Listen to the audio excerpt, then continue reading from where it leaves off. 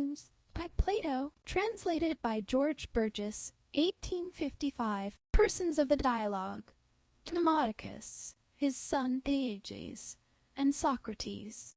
Scene: the Stoa of Zeus near the Agora in Athens. Dramatic date: 409 BCE.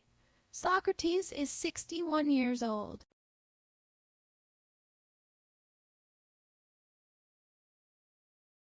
I want, Socrates, to speak with you in private about some matters, if you are at leisure, and if your want of leisure be not very great, for my sake however make leisure. Nay, I am at leisure in other respects, and on your account very much so. If then you wish to say anything, it is in your power to do so. Are you willing then for us to retire out of the way, to the portico of Zeus Eleutherius hard by? If it seems good to you. Let us go then, Socrates. All natural productions, growing out of the earth, and other animals as well as man, appear to subsist in nearly the same manner. For to such of us as cultivate the ground, it is a thing the most easy in the case of plants, to prepare everything prior to planting, and even the planting itself. But when what has been planted is in a living state, the care of it becomes great and painful and difficult. The same thing appears to take place with respect to human beings likewise. I form this conjecture as regards other things from my own affairs. For of this my son, whether one must call it the planting or the procreating, it is the easiest of all things, but his education is difficult, and I am continually in fear about him. On other points much might be said, but the desire which now possesses him alarms me very much. It is not indeed an ignoble one, but it is dangerous. For he desires Socrates, as he says, to become a wise man. I suspect that certain youths of his own age, and of the same ward, have been going down to the city, and repeating certain discourses, and disturbed his mind very much. Of these he is emulous, and for a long time is giving me great trouble, thinking it fit that I should pay attention to him, and pay money to some of the sophists, who might make him a wise man. For the money indeed I care less than nothing, but think that in going whither he is hastening, he is running into no small danger. Hitherto I have by soothing restrained him, but as I am no longer able to do so, I think it best to yield to him, lest by frequently associating with others without me, he should be corrupted. Hence I am come for this very purpose, that I may place him with some one of those who are considered to be sophists. Opportunely then for us have you appeared, with whom, as I am about to engage in affairs of this kind, I wished very much to consult. If then you have any advice to give respecting what you have heard from me, it is both lawful and needful to do so. Counsel, Demodocus, is said to be a sacred thing.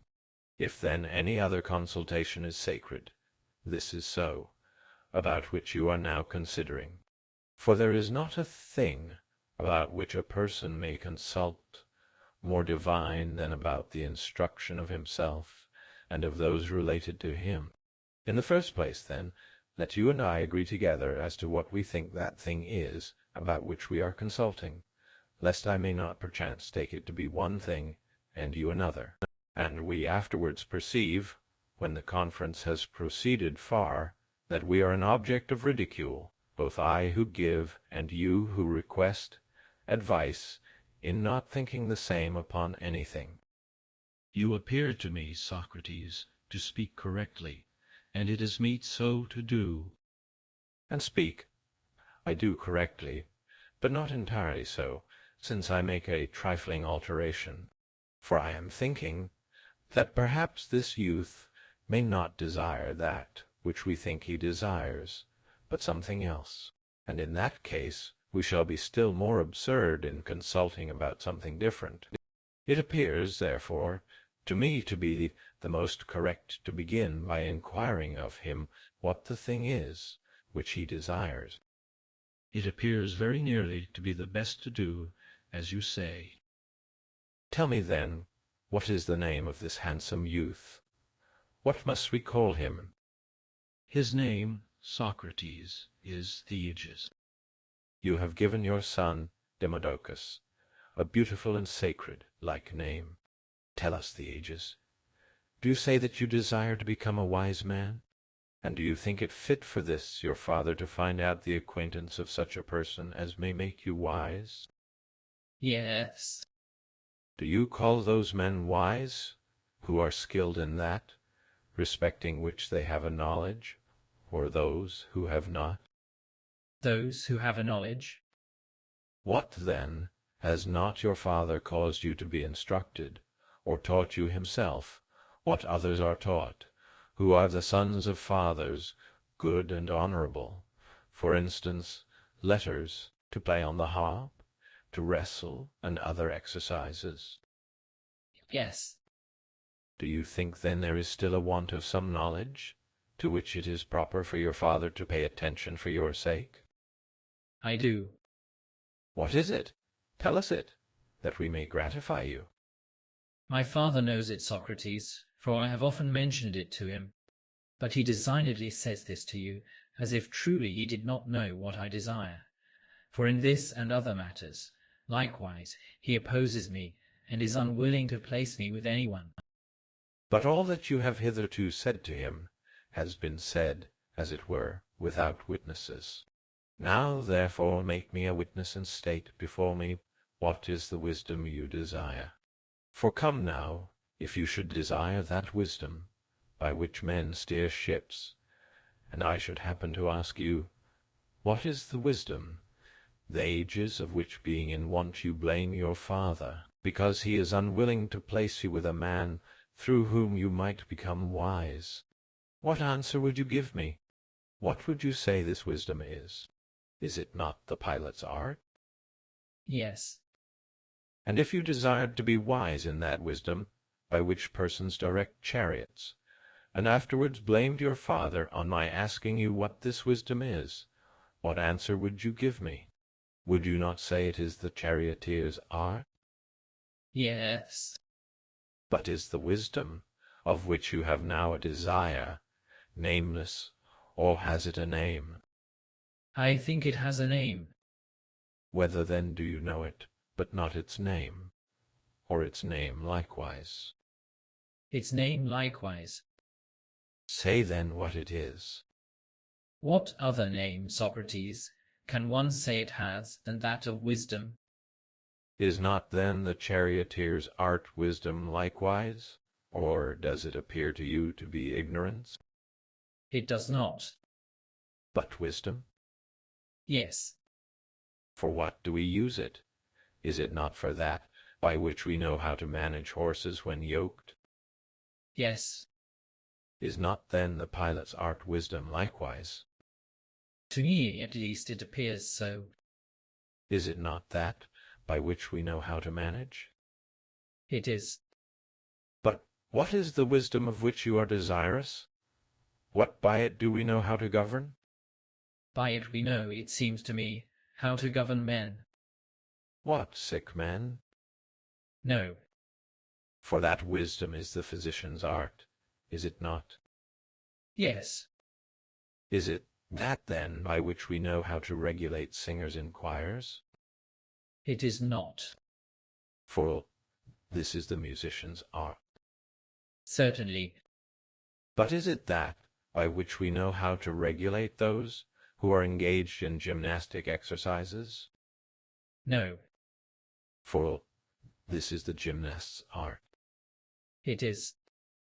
Is it that of those who do what? Be ready to state it to myself, as I have the preceding to you. It is that by which persons do something in the city.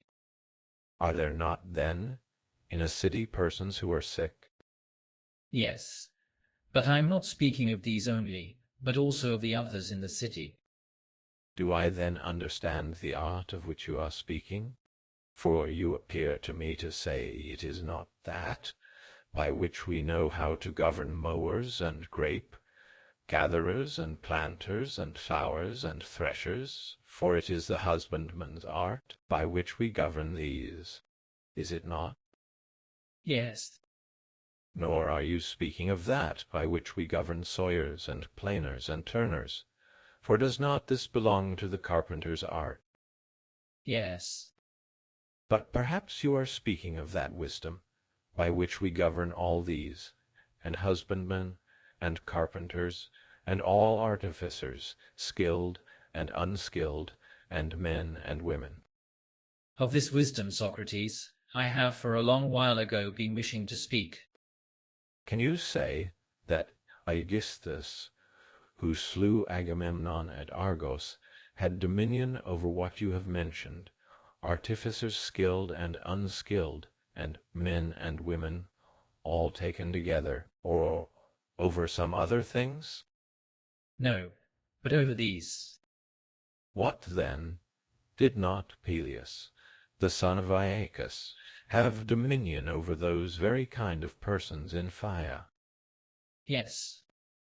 And you have heard that Periander, the son of Cypselus, was a ruler in Corinth. Yes. And did he not rule over the very kind of persons in his city? Yes.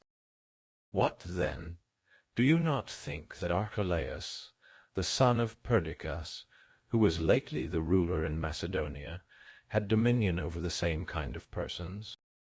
I do. And over whom do you think that Hippias, the son of Pisistratus, ruled in this city? Was it not over these kind of persons? How not? Can you tell me, then, what appellation Bacchus and the Sibyl and our countryman Amphilytus bore? What else, Socrates, than oracle, chaunters? You speak correctly. But endeavor to give me an answer as to what appellation Hippias and Periander bore through the same kind of dominion. Tyrants, I think. For what else could it be? Whoever then desires to have dominion over all the men together in the city, desires this very same dominion, the tyrannic, and to be a tyrant. So it appears. Do you then say that you desire this dominion? It seems so from what I have said. Oh, you wicked youth! Do you desire to tyrannize over us? And have you for a long time blamed your father, because he did not send you to the school of some tyrant teacher? And are not you, Demodocus, ashamed of yourself? Who, having known a long time ago what this youth desired, and having likewise the power of sending him where you might have made him that skilful artist in wisdom, of which he is desirous, have notwithstanding begrudged him this, and are unwilling to send him? But now, you see, since he has spoken against you before me, let us consult in common, you and I, to whose school we may send him, and through associating with whom he may become a wise tyrant. Let us by Zeus, then, Socrates, consult, for it appears to me that there is need of no despicable counsel in this affair. Permit us first, thou good man, to interrogate him sufficiently. Interrogate him? What then, Theage, if we should make use of Euripides? For he somewhere says, tyrants are wise, by converse with the wise.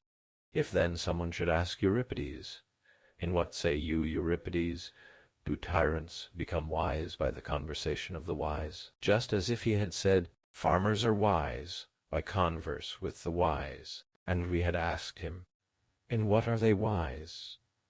What would he have answered? Would he reply that they are wise in anything else than in things pertaining to agriculture? In nothing else but those. But what if he had said, cooks become wise by converse with the wise, and we had asked him, in what are they wise? What would he have answered? Would it not have been, in things pertaining to cooking? Yes. Again, if he had said, wrestlers are wise by converse with the wise, and we had asked him, in what are they wise? Would he not have said, in things pertaining to wrestling? Yes. But since he says, Tyrants are wise by converse with the wise. Upon our asking him, "In what say you, Euripides, are they wise?" what would be his answer? By Zeus, I do not know. Are you willing, then, for me to tell you? If you are willing. It is that which Anacreon says Callicrete knew, or do you not know the song? I do. What then? Do you also desire the conversation of a man who happens to be a fellow artist with Callicrete, the daughter of Cyan, and who knows the art of a tyrant, as the poet says she did, in order that you may become a tyrant over us and the city? You have for some time, Socrates, been laughing at and playing with me. What, then, do you say that you do not desire this wisdom by which you may rule over all the citizens? And, doing this, would you be anything else but a tyrant? I would pray indeed, I fancy, to be a tyrant over all men, or if not of all, of the greatest part. And I think that you and all other men would do the same, and perhaps still more, to be a god. But I did not say that I desired this. But what then, after all, is this which you desire? Do you not say that you desire to rule over the citizens? Not by violence, nor as tyrants do, but I desire to rule over the willing, in the same manner as other men of note in the city. Do you mean as Themistocles and Pericles and Cimon and such as were skilled in state affairs? By Zeus, I mean those. What, then, if you happen to be desirous of becoming wise in horsemanship, by going to whom do you think you would become a skilful horseman? Would it be by going to others than those skilled in horses? By Zeus, not I. But you would go to those very men who are skilled in these matters, and who possess horses, and who continually use both their own and many that are the property of others. It is evident I should. What, then, if you wish to become wise in the throwing of darts? Think you not that you would become skilled by going to those engaged in the art of dart throwing, and who possess darts, and continually use many darts, both their own and those belonging to others? It appears so to me. Tell me, then, since you wish to become wise in state affairs, think you that you will become wise by going to any others than those statesmen who are skilled in state affairs themselves, and who continually make use of their own state and many others, and have an intercourse both with the Greek and barbarian state? Or do you think that by associating with certain other persons, but not with these, you will become wise in those things in which they are wise? I have heard the discourses, Socrates, which persons say you have spoken, how that the sons of those very statesmen were in no respect better than the sons of shoemakers, and you appear to me to have spoken most truly from what I am able to perceive. I should be senseless, then, if I thought that any one of these could impart to me his wisdom, when he could not, in any respect, benefit his own son, if indeed he were able on these points to benefit any person whatever. What then, O best of men, would you do if you had a son who should give you trouble of this kind, and say that he desired to become a good painter, and blame you, his father, because you are not willing to expend money for the sake of these things, while he was despising painters, the artists in this very matter, and unwilling to learn from them? Or if, being desirous to become a piper or harper, he should act in this manner towards pipers or harpers, in what way would you treat him, and whither would you send him, when thus unwilling to learn from those persons? By Zeus, I do not know. Now then, as you are doing these very things to your father, do you wonder at and blame him, if he is in doubt how he shall treat you, and whither send you? For we will place you with whomever of the Athenians you wish, the most skilled in state affairs, and who will be with you gratuitously, and at the same time you will not lose your money, and likewise be in greater repute with the many than by associating with anyone else. What then, Socrates, are not you one of the excellent men? For if you are willing to associate with me, it is sufficient, and I seek no other. Why say you this, Theages? He does not, Socrates, speak badly, and at the same time by doing this you will gratify me, since there is nothing I should consider a greater piece of good luck than for my son to be pleased with your society, and for you to be willing to associate with him. And indeed I am ashamed to say how very much I wish it. I entreat both of you, therefore, you Socrates, to be willing to associate with him, and you, my son, not to seek to associate with any other than Socrates, and you will thus release me from many and dreadful cares. For I now very much fear for him, lest he should meet with some other person able to corrupt him. Do not, father, feel any longer any fear for me, if you can but persuade Socrates to permit me to associate with him. You speak very well, and after this the conversation, Socrates, will be directed to you. For I am ready, so to say, in few words, to give up to you both me and mine, and the nearest related, whatever, in short, you may require, if you will take this youth to your bosom, and benefit him as far as you can. O Demodocus, I do not wonder that you are so importunate, if you think that your son can be especially benefited by me. For I do not know anything about which he, who is endowed with intellect, ought to be more anxious than how his son may become the best of men. But from whence it has appeared to you that I am more able to benefit your son towards his becoming a good citizen than you are yourself, and from whence he has thought that I can benefit him more than you, I very much wonder. For, in the first place, you are older than I am, and in the next place, you have held many offices, and those the greatest among the Athenians, and you are honored by the people of the Anagerusian ward by much the most, and no less so by the rest of the city. But neither of you can see any one of these things in me.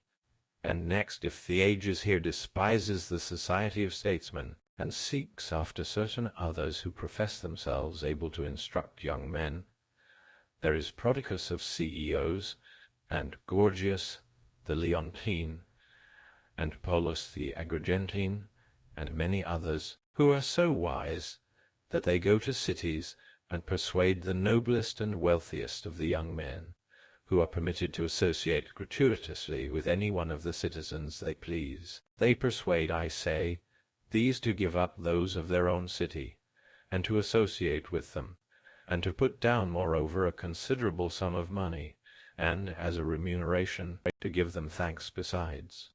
Of these, then, it is reasonable for your son and yourself to select someone, but to select me it is not reasonable, for I know none of that blessed and beautiful learning, although I wish I did. But I am always somehow asserting that I happen to know, I may say, nothing but a mere trifle relating to matters of love. But in that kind of learning I lay claim to being more skilled than any one man of the past or present time. See you, father, how Socrates does not appear to me to be very willing to pass the time with me. For, as to myself, I am ready if he is willing. But he says this, playing with us. For I know some of the same age with myself, and others a little older, who, before they associated with him, were worth nothing. But when they had been with him, in a very little time they appeared to be better than all, to whom they were previously inferior. Do you know, then, son of Demodocus, how this is? Yes, by Zeus, I do, and that, if you are willing, I too shall be able to become such as they are. Not so, thou excellent youth, but you are not conscious how this occurs, and I will tell you. There is, by a divine allotment, a certain demon that has followed me, beginning from childhood. This is a voice which, when it exists, always signifies to me the abandonment of what I am about to do, but it never at any time incites me. And if Any one of my friends communicates anything to me, and there is the voice. It dissuades me from that very thing, and it does not suffer me to do it. Of this I will produce you witnesses. You know the beautiful Charmides, the son of Glauco. He once happened to communicate to me that he was about to contend for the stadium at Nemea, and immediately on his beginning to say that he meant to contend, there was the voice. And I forbade him, and said, while you were speaking to me, there was the voice of the Daemon. Do not, therefore, contend. Perhaps, said he, the voice signified to you that I should not conquer, but though I should not be victorious, yet by exercising myself at this time, I shall be benefited. Having thus spoken, he engaged in the contest. It is worth while, therefore, to inquire of him what happened to him after this very act of contending. And if you are willing to inquire of Clitomachus, the brother of Timarchus, what Timarchus said to him, when, being about to die, he went right against the demon, both he and Euothlus, the runner in the stadium who received Timarchus when he was in exile, will tell you what he then said. What did he say? O Clitomachus, said he, I indeed am now going to die, because I was unwilling to be persuaded by Socrates. But why Timarchus said this I will tell you. When Timarchus rose from the banquet, together with Philemon the son of Philemonides, with the view of murdering Niches the son of Hieroscomander, they two alone were cognizant of the plot, and Timarchus, as he rose, said to me, What do you say, Socrates? Do you continue drinking? But I must rise up and go somewhere. I will, however, return shortly if I am successful. And there was the voice. And I said to him, By no means, said I, rise up, for there has been to me the usual demon signal. Upon this he stayed, and after a slight interval he was again going away, and said, Socrates, I am going. And there was again the voice. Again, therefore, I compelled him to stay. The third time, wishing to escape me unnoticed, he rose up without saying anything to me, and escaped unnoticed, having watched me, while I had my attention otherwise engaged. And thus departing, he perpetrated the acts through which he went away about to die. Hence he told his brother what I have now told you, that he was going to die through his not believing in me. Further still, you will hear from many respecting the events in Sicily, what I said concerning the destruction of the army, and the things that are past you may hear from those that know them. But you may now make trial of the demon signal, if it says anything to the purpose. For on the departure of Sanio, the beautiful for the army, there came to me the signal, and he is now gone with Thrasyllus to carry on the campaign right through Ephesus and Ionia, and I think that he will either die, or that he will meet with an end something near to it, and I very much fear for the rest of the enterprise. All these things have I said to you, because this power of this demon is able to effect everything with respect to the intercourse of those who pass their time with me. For it is opposed to many, and it is not possible for those to be benefited by passing their time with me, so that it is not possible for me to live with them. With many, however, it does not prevent me from conversing, and yet they are not at all benefited by being with me.